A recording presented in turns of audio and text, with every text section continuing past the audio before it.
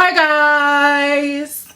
Welcome back to my channel. Thank you so much for being here. This is Nana Chats. Let's talk the school to prison pipeline. 5% of lawyers are black. Ground. It is okay for you to open up and swallow me now. I wanted to die. It's my padfolio. You see it? You see it? The judge was yelling, the prosecution was yelling, the defense was yelling, like everybody was yelling. My study mom. So I wanted to make a video on this for quite some time because I was a little surprised to find out that not as many people know what it is as I thought. Not that many people understand the concept or even understand that there is such a concept as the school to prison pipeline. So in this video, I'm just going to give a quick overview about what it is so that you guys can learn more about it. The school to prison pipeline is a term used to describe the process by which students are pushed out of schools and into prisons. This concept kind of began in the 1990s after a string of school shootings. The first component of the school to prison pipeline is zero tolerance policies. Zero tolerance policies vary from school to school or maybe from district to district. I know some schools that have zero tolerance policies about violence. So any form of violence, if you push somebody, if you scream too hard at somebody, that's in their zero tolerance policy. You can be suspended, you can be expelled, you can be arrested, which we'll talk about later. So the zero tolerance policies range from small, very minute offenses to major offenses. The second component of the school to prison pipeline is SROs. SROs are school resource officers. I just like to call them police officers in schools because that's basically what they are. More school resource officers were pushed into the schools to police the schools. Sidebar, I think it's kind of interesting that the places in which these school shootings were happening more often or more on a larger scale were not the places in which the metal detectors and school resource officers were pushed most fiercely. And Think about it a little bit. The reason why the school to prison pipeline is bad, if you can't already tell by the title of it, is because the school to prison pipeline criminalizes young people, right? So it criminalizes kids as young as 5 years old going into kindergarten all the way to 18 years old. In a lot of situations, the first time a person is introduced to the justice system in America, the court system, the prison system, is when they're in school. How many of you have gotten into a fight? How many of you have spoken back to a teacher? How many of you, did things that most of us did when we were in elementary school? Like, I hit some people. I hit some people and I spoke back to some teachers. I know how to end up in law school. Oh my God. These are things that people do, especially when they're young and in school. But for students that are in schools with school resource officers and zero tolerance policies and metal detectors, there's really not much grace, right? There's not much grace for you to be young and make the mistakes that you would usually make in school. Schools with officers in them have 5 times the amount of arrests for disorderly conduct than other schools. The number of officers placed in schools has increased even though the juvenile crime rate has decreased. Now, if we want to talk about officers being in schools, metal detectors and bars on the windows, I think it's important to realize that students and young people definitely internalize a lot of things. If you speak to students who go to schools with metal bars on the windows and metal detectors everywhere and police officers, then they would tell you that they feel like they're being treated like criminals, right? They understand that what they're going into is not the normal school experience. Like a jail cell, we're getting patted down, locked up, scared. Why can't we just come to school and get our education? Why we gotta be locked up? Why we gotta be discriminated because based on our race, or even have skin based on our race? Like, if you put it in a Caucasian neighborhood, I'm pretty sure they ain't gonna have skin in there, But like, you come to a neighborhood like this, where there's people of color, they have skin. We have to be skinned. It's like we are the prisoners and they are like the prison guard. I feel like the police and staff in schools are not properly trained to handle youth. They understand that if there are metal detectors in the schools and officers walking around the schools, then that must mean that it's a bad school. And if they're going to that school, that must mean they're bad and all the other students in the school are bad. So why not act as I'm being treated?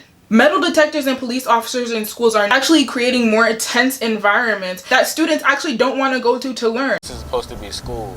Like, why are you treating me like I'm some kind of criminal or something in the school environment. Like I'm supposed to be coming here to learn and gain my education, but now I'm coming in feeling like I'm going into prison. And now you have a student that doesn't want to go into a place where they feel like a prisoner and a criminal, skipping school. So they're being a truant, so now they're going to be introduced into the juvenile court system because of their truancy. Also, when taking into consideration mental state, I think it's important to realize that from the age of 5 to 18, your brain is still being developed. Those are the formative years of your life, right? I mean, even after 18, your brain is still being developed, but from like preschool to leaving high school, you are more susceptible to making stupid decisions, doing things out of impulse. Your hormones are basically running your body. You're more susceptible to peer pressure. And if we're asking kids that go to schools with police officers, metal detectors, and zero tolerance policies not to do anything wrong at all ever, then we're basically baiting them into situations where they're going to be introduced to the prison system. Students that are in schools with zero tolerance policies and get introduced to the justice system or the court system at a very young age are more likely to go into prisons as adults. I even think that it's interesting if you want to think about the rates of expulsions and suspensions that zero tolerance policies kind of call for more of those. And what you're doing is actually keeping that student out of school and out of that structured environment for a longer period of time,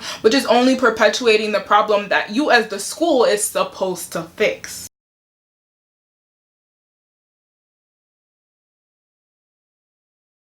A 6-year-old girl was put into handcuffs and taken to the police station for having a tantrum. She threw a tantrum, they put her in handcuffs, and they took her to the police station. They said she damaged some property while she was at school. She's 6, like she's 6 years old. She's 6. Next example. I was watching a TED Talk about the school to prison pipeline, and the woman in the TED Talk was talking about a young man that she knew and his little brother. Now the young man, I believe, was about 17. His mother was on drugs, unfortunately. He went to school, some kid called his mother a crack whore, and then he pushed the kid like face down into the snow. Because of the zero tolerance policies and the school resource officers, he was actually arrested. In other schools and other situations, that child would probably be sent to the principal's office, maybe get a suspension, maybe get multiple detentions, but no, this kid was arrested and charged with assault. The judge gave him bail. He sat in jail or in placement or wherever for about a year until he was able to get out because he couldn't pay bail. They dropped the charges. The kid who got pushed in the snow went back to school the next day, so it really wasn't that serious. Another example, there's a story of a young girl named Grace, a 15-year-old, going around right now, and basically she's been in placement for about 60 days. She was arrested and put in placement, and they say that the reason is that she did not complete her homework. I'm not sure if maybe she had a charge prior to that and was on probation and had very strict rules. So as I did some more research on this topic, I found out that Grace actually had a few incidents which led to her being picked up for not doing her homework. One of them being that she had a physical altercation with her mother, and another being that she allegedly stole a classmate's phone. The judge, in response, decided to give her intensive probation rather than putting her in juvenile detention because of COVID. The terms of Grace's probation were that she should check in with her caseworker regularly, undergo counseling, refrain from tech use outside of homework, and do her schoolwork. Now, I'm not saying that it's acceptable. I'm just saying that there is a backstory for her being picked up and put into juvenile detention, even though I do believe that missing one homework assignment should not be enough to be picked up and put into juvenile detention.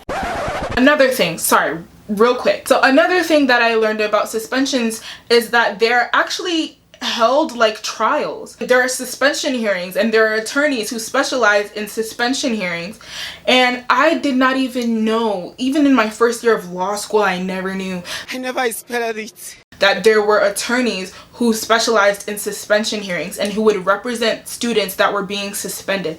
I had no idea. I thought when you get suspended, you go to the principal's office, they're like, you're suspended for 5 days, you go home and that's it.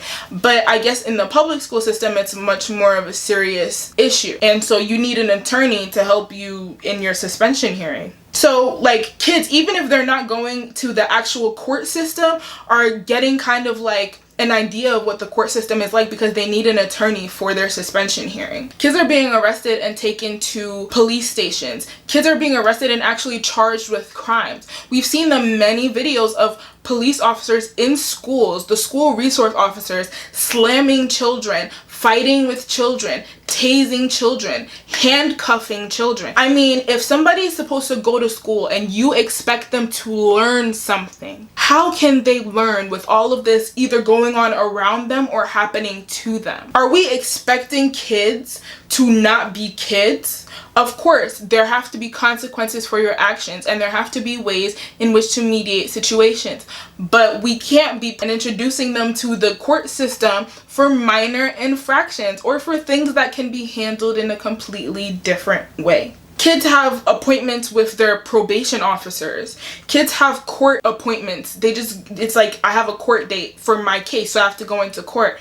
And a lot of these things are happening because of the school to prison pipeline. And if all you've known is the court system, then it won't be that strange for you to be now 20, 21, getting arrested and going to prison. And we already know what's up with the justice system once you get up there in age. There are other ways to handle situations. Some schools have enforced something called restorative justice. So basically, restorative justice, for example, is if I hit you, or we get into a physical altercation in school, there's going to be a mediator who will, sit between us and will discuss the situation and the issues, things like that. Like, I mean, I thought that's what's supposed to happen in school. I thought that that's what's supposed to happen in schools. I didn't know, like, you were supposed to get arrested.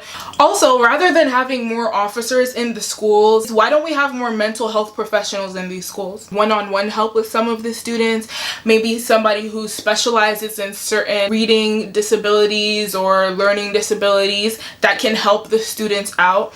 There needs to be more programs, after school programs in the schools, etc. I feel like there are a lot of different ways to fix the situations, the violence, maybe the disruptive students. There are a whole lot of ways to handle those situations. But rather than actually getting to the root of the problem so that we can educate these children and so that they can go to better places in life, the government would rather pay for school resource officers, metal detectors, and putting kids into placement. It costs more money to put a kid into place than it does to actually get to the root of the issue, and I just don't understand it. Well, thank you so much for being here with me yet again. Hopefully you understood what I was trying to say. I'm a little tired, so I don't know if I was all over the place in this video, but I really truly do appreciate y'all for being here. Please like, comment, share, subscribe, hit the notification bell. Please comment. I love reading y'all's comments. It really makes me feel good. And please hit the like button. Like, y'all be watching, but y'all don't be hitting like. If you want to dislike, don't do that. But if you really like the video, just hit the like button. It's right there. Thanks, y'all. I'll see y'all next time. Bye.